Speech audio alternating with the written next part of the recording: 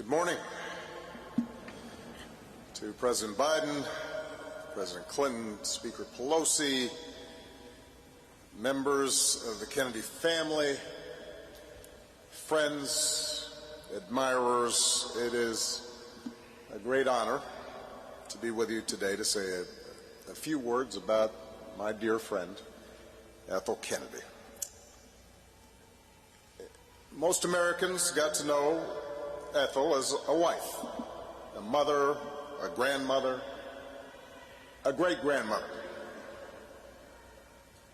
You can hear some of those great-grandchildren hollering as we speak. The woman who, standing alongside her husband, Bobby, helped tap the idealism of an entire generation. The matriarch who instilled a commitment to justice in her children and grandchildren and great-grandchildren and helped raise a legion of change makers and public servants. And she was proud of those roles. She loved family, just as she loved friendship. But as anyone who ever met Ethel knows, she was a lot more than that. She was a big dose in a small package. While Bobby was shy and serious, apparently, Ethel was not.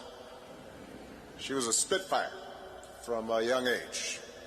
Some of you have heard the stories. The school yearbook describing her as, quote, alive with mischief. In college, demerits for a long list of infractions, including chewing gum and, quote, disorder in the tea room.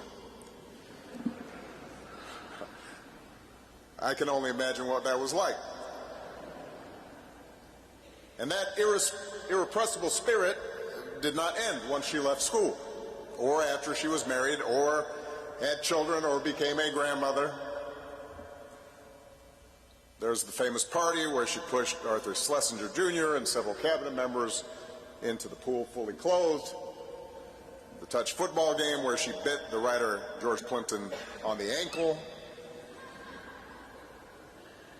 And of course, the rotating cast of family pets, dogs, horses, chickens, cats, goats, turtles, reputedly a hawk, an armadillo, and a seal.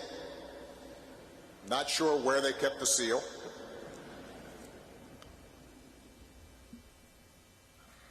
What made Ethel's mischief special, though, is how it was always joined to kindness and generosity and perspective and fortitude,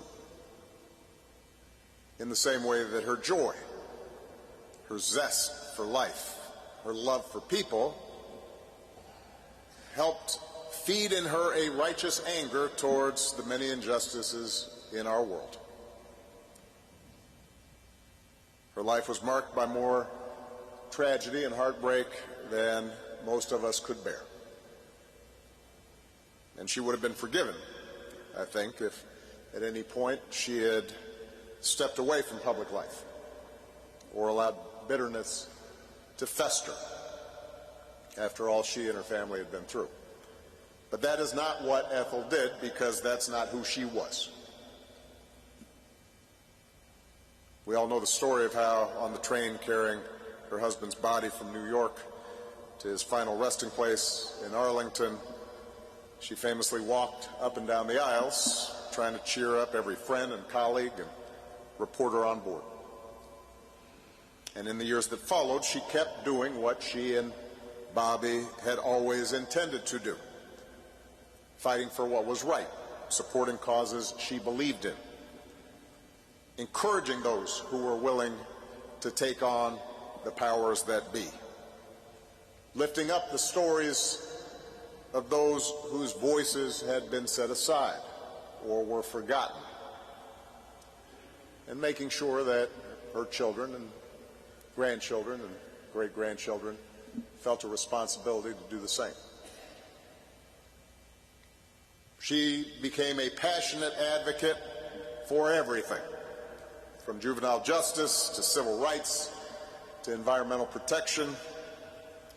Well into her 80s, she's still out there marching for something. Through the center she created, in Bobby's name, she celebrated activists and journalists and educated people about threats to human liberty. She was willing to go to extraordinary lengths to support any cause that was close to her heart. I remember seeing a video of Ethel pour a bucket of ice water over her head to help raise money for ALS research. I remember this because she then tried to talk me into doing the same. I wrote a check instead. It is probably the only time that I ever said no to Ethel, and I suspect she wasn't too happy about it. As serious as Ethel was about righting wrongs, she never seemed to take herself too seriously. She never put on airs. There was no pretension there, no attitude that some people were worth her time and others weren't. She treated everybody with the same respect, the same curiosity, the same humor. And it was that capacity for empathy, her ability to connect to people high and low, regardless of background, her capacity to see the best in you and not just assume the worst, that made her so beloved and made her such a force for change. What a gift it was to have Ethel on your side. She had a way of believing in you, maybe before you fully believed in yourself. I remember meeting her for the first time. I don't remember exactly the date. It was shortly after I'd spoken at the Democratic Convention in Boston. I had just emerged on the national scene, not sure if I had even been sworn in yet to the Senate, and this newfound attention was a little disorienting. It was like being shot out of a cannon, a friend of mine described it. Anyway, I'm at some function, and suddenly this small woman with this huge smile and these twinkling eyes marches right up to me and grabs me by both hands and looks up at me, and I realize it's Ethel Kennedy, which of course is even more disorienting. And she looks up and she says, "Oh, I like you. You're going places." And I stammered something to the effect of, "Oh, Miss Kennedy, you're so kind. It's an honor to meet you." And she just cut me off like she'd do sometimes. Oh, stop it," she said. You know you're going places. Just make sure to enjoy the ride." You see, Ethel didn't have much patience for navel-gazing or overwrought sentiment, because she was too busy enjoying life and getting stuff done. In fact, if she were here today, I'd imagine her leaning over and whispering to someone that it is time for me to wrap up. So let me end with this. We live at a time of such rancor and division and suspicion and loneliness. And we isolate ourselves with gadgets and diversions, and we're encouraged to chase after things that don't last, and we have trouble distinguishing what is true from what is false, and we succumb to those voices that find it profitable to stoke anger and grievance. And even in resisting such voices, we so often find ourselves succumbing to cynicism or despair. What better time, then, to remember the life that Ethel Kennedy lived? A woman who understood that Our salvation comes from turning towards each other, not turning away. Someone who reminds us by her example that life goes on no matter how deep the grief, that there is joy and purpose to be found, no matter what hand we've been dealt. That each of us has the power, if we so choose, to make our world a little better and to make somebody else's life a little better. And that we can have some fun and make some mischief in the process. What a gift. I sure did love Ethel Kennedy. I miss her. I miss her smile, I miss her warmth, I miss her generosity, and I miss her grace. May God bless her, and may she rest in eternal peace.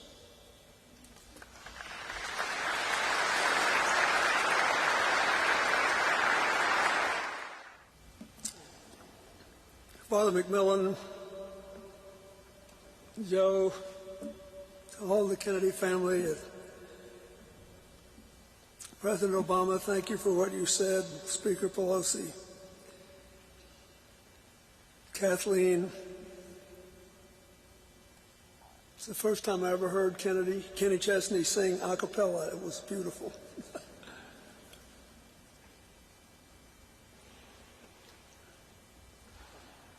Thank you, Martin.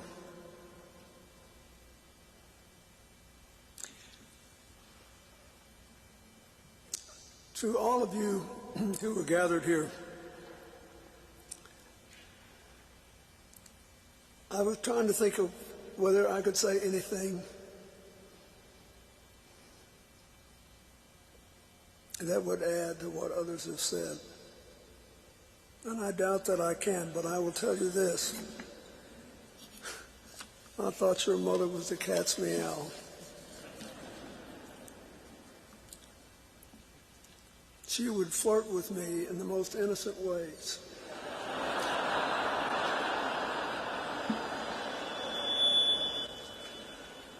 I remember once I said, you know, we're not at replacement population anymore, and all the politics are anti-immigrant. What are we going to do? I said, we need more people like you. 11 kids times a couple of 100,000, and we're back in business. And she said, no, that's not a good idea. You can't do this unless you really want to.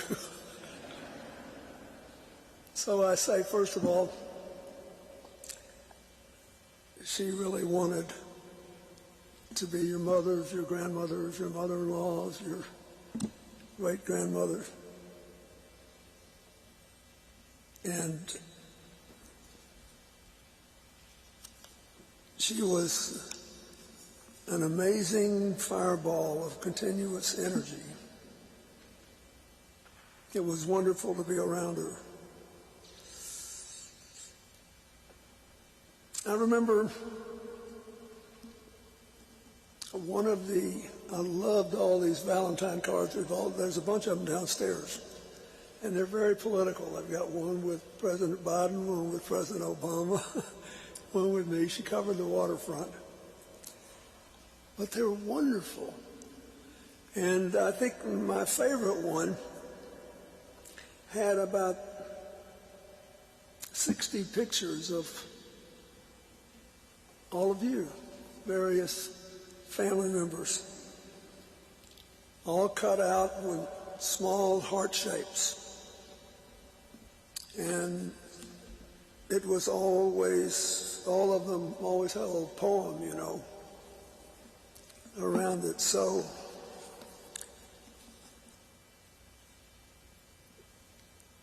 I kept looking at it and looking at it. And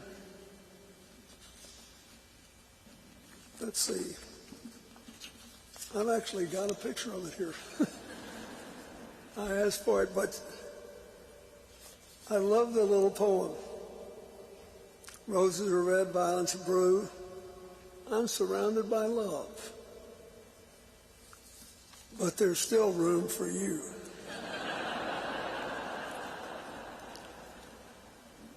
I think that's the way she made us all feel. There was still room, that there is an incredible capacity to expand. I love listening to the speaker talk about her experiences with her. You just had the feeling that, nobody should be this upbeat, having been through everything she has. And yet she is. She is totally on the level.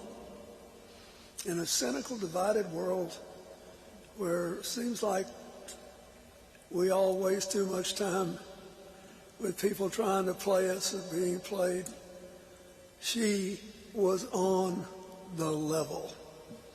Day in and day out, person in and person out, always making you feel like you made a difference. I remember back in 2000, right as I was leaving the White House, Hillary had been elected to the Senate, to the same seat that Robert Kennedy had occupied as a senator from New York.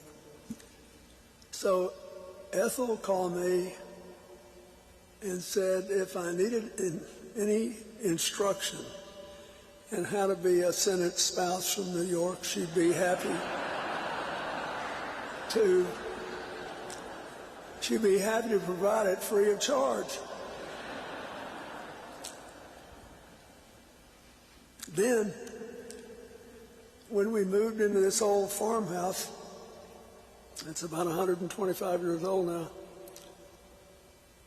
she gave me this amazing gift, a letter signed by George Clinton, who served in 2 stints as governor of New York for 21 years. We were not related, but it was she knew what the deal was. So, and in between, he was vice president. And there's this amazing letter. So I hung it up at the entryway to our house. And people say, where in the world did you get that? And I said, Ethel Kennedy gave it to me. She said it was part of her husband's collection. So I may be the only person who actually got a training certificate in how to be a Senate spouse from New York, from Ethel Kennedy.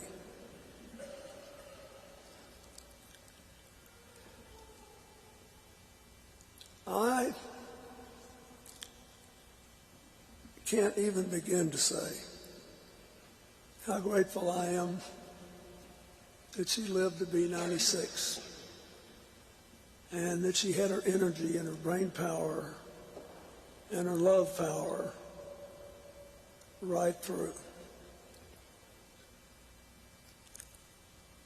I can't, and it would be wrong to, dredge up every memory, but I'm telling you, I never saw her. Even on sad occasions when we observed anniversaries of her husband's death, I never saw her when she didn't have her game face on, even when her heart was heavy. I think the lesson of those 96 years and all those children and all those grandchildren and all those great-grandchildren is that the God she worshiped wanted all of us to be more other-directed, to think more about how our words impacted other people, how our deeds impacted other people, how our lives showed what we were for or against.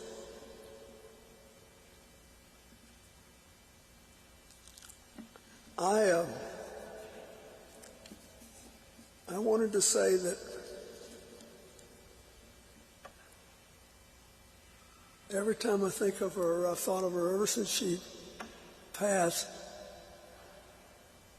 I think she is the embodiment of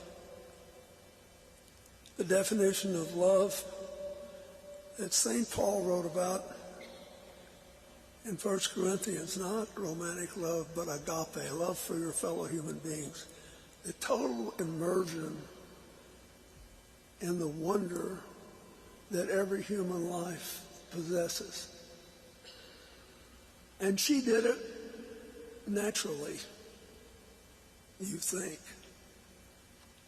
But when you get hit as many times by life's blows as she did, it's a discipline.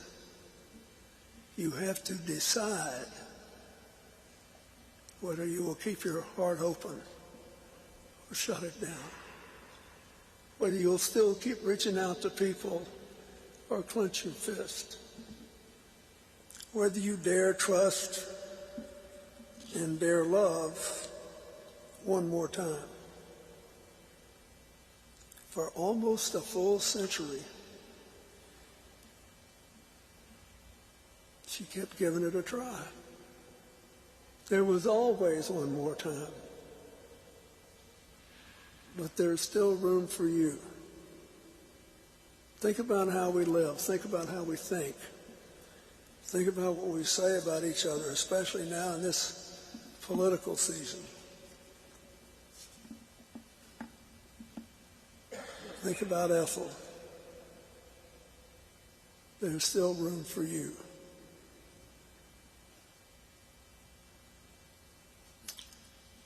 We got to clear the room now. It's our job. Thank you. Thank you for being my friend. Thank you for being Hillary's friend. Thank you for caring. Thank you for the family you built and the untold families you inspired. The good Lord knows if anybody ever deserved a quality escort to the pearly gates, it's you. God bless you. Thank you.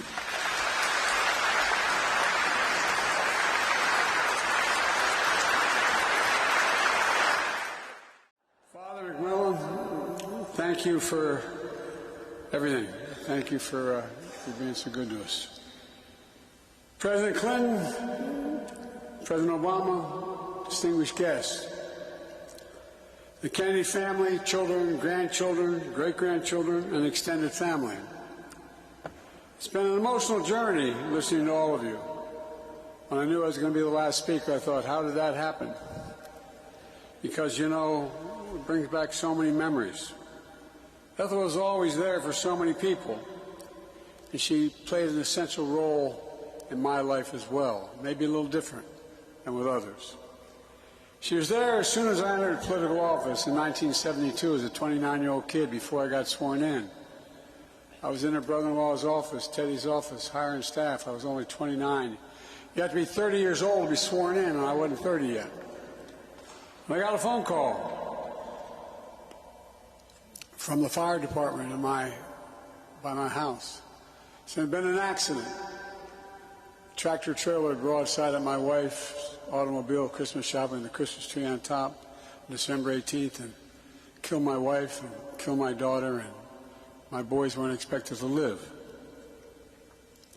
When I lost my family, and she was there. Joe, your mom was there. Then. As soon as I got elected president, I received a letter from your mom. The letterhead was titled Mrs. Robert Kennedy, and in her very neat handwriting, she had written that she took great comfort in knowing the country was in good hands. She had no idea for a 29-year-old kid in that circumstance how much it meant. Because as some of you know, Bill knows, I didn't plan on sticking around after that accident. She said she was honored and proud. There was a bust of her husband, Bobby Kennedy, in my office, the Oval Office. I had only two political heroes in my life, Dr. King and Bobby Kennedy. Not a joke. So I didn't realize, my two colleagues who are president now, you get to pick what you want in your office, and I wanted to be able to see both of them from the resolute desk by the fireplace, Dr. King and Bobby Kennedy.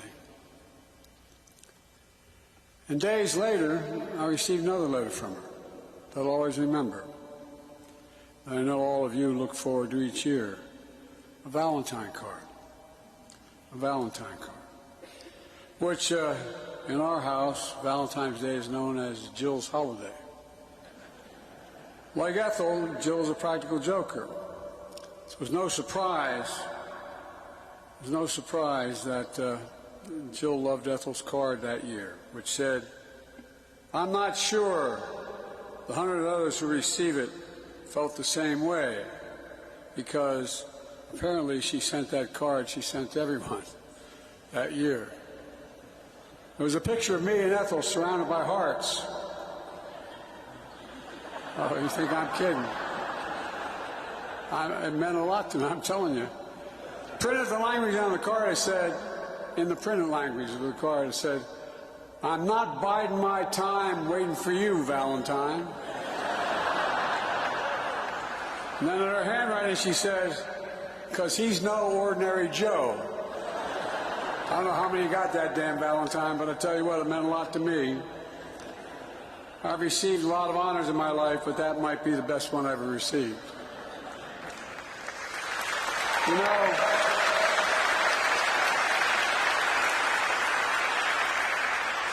yes, Ethel was Mrs. Robert Kennedy. She was one of my he was one of my political heroes, but I always knew her as Ethel Kennedy, a hero in her own right. I love Bobby Kennedy. I've only met him once when I was at Syracuse Law School and he was campaigning. But I admired him so damn much. I've told John Kerry this, my buddy.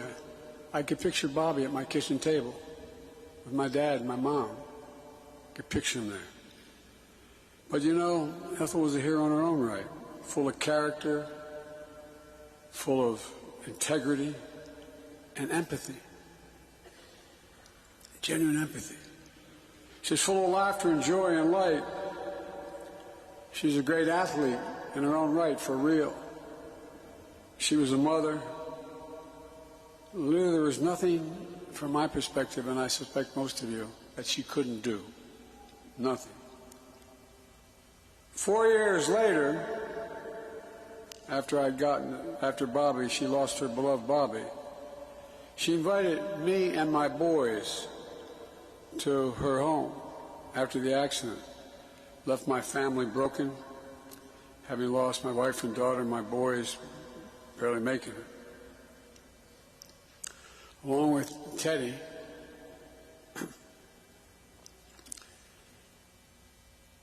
she got me through a time I didn't want to stick around. I wanted no part of being in the Congress or the Senate. I mean it. I spoke to my governor, because we had elected a Democratic governor, to find a replacement for me. But Teddy and Ethel Kennedy would hear none of it. You know, the fact is, like she did for the country, Ethel helped my family find a way forward with principle and purpose. We saw how she picked up Bobby's cause and stamped her own mark on the country. Marching for civil rights that you heard about today, and working to end poverty at home, attempting to secure peace abroad, and so much more. She once said, for anyone to achieve something, you have to show a little courage. You're only on this earth once. You must give it all you've got. Reminded me of my mom. My mom used to say, Joey, courage lives in every heart, and one day it will be called upon. Be ready to stand up, and that's from Captain Eugenia Finnegan Biden. She meant it. She meant it. For over 50 years, with Ethel's own iron will and moral courage, she gave it everything she had. We're a better nation and a better world because of Ethel Kennedy. Let me close with this. On a Sunday in May this year, I delivered a commencement speech at Morehouse College in Atlanta. I noted that had we been in church that day, there would be a reflection about the resurrection and redemption. We remember Jesus was buried on Friday, and on Sunday he rose again. We don't talk nearly enough about that Saturday when his disciples felt all hope was lost. All hope was lost. In our lives, in the life of our nation, we have those Saturdays. Thank God your mom, your grandma, your great-grandma was there for me.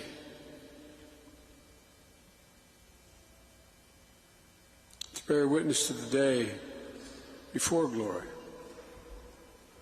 To see people's pain and not look away. What work is to be done on Saturday is to move pain to purpose.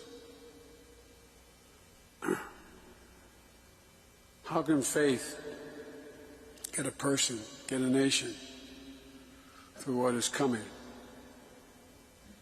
Well, my message to all of us here today, to the entire country, is a look to Ethel Kennedy's faith. To the Kennedy family, presumptuous of me to say this, it maybe sound inappropriate, but to the Kennedy family, the Biden family is here for you, as you've always been for us. You changed the life of my boys. You really did. When I lost my son, Beau, was Attorney General of the state of Delaware. And he volunteered to join the National Guard as Attorney General. You either have to be state property or federal property. He temporarily gave up his office to go with his unit for a year in Iraq.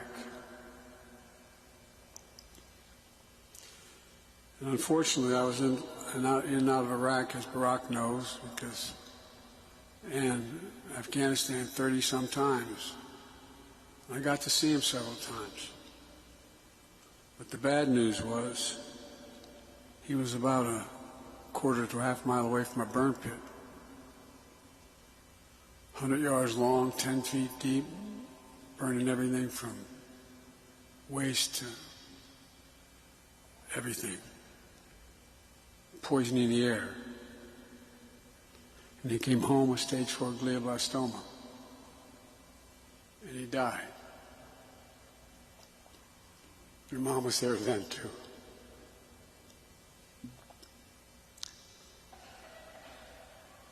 I apologize. So, from the Biden family to the Kennedy family, a hymn that's very close to our heart, based on the 91st Psalm, goes like this. May he raise you up on eagle's wings and bear you on the breath of dawn, make you to shine like the sun, and hold you in the palm of his hand. May God bless Ethel Kennedy, and maybe she be reunited with the blessed pieces of her soul in heaven. God bless you all, and thanks for letting me participate. Thank you.